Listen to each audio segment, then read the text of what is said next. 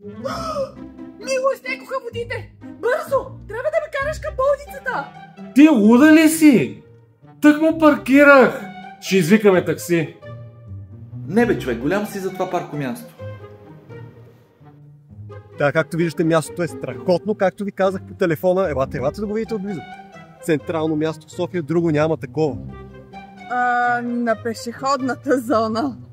Това ми е земя от дядо ми наследство и си я взех най-накрая от държавата, съдихме се 50 години, но ето вече е тук и понеже ми носи много лоши спомени, в смисъл дядо ми липсва, това го продавам на скромната сума от 50 000. Вижте, маркировка е поставена, всичко е легитимно, ще ви сложим и табелчица.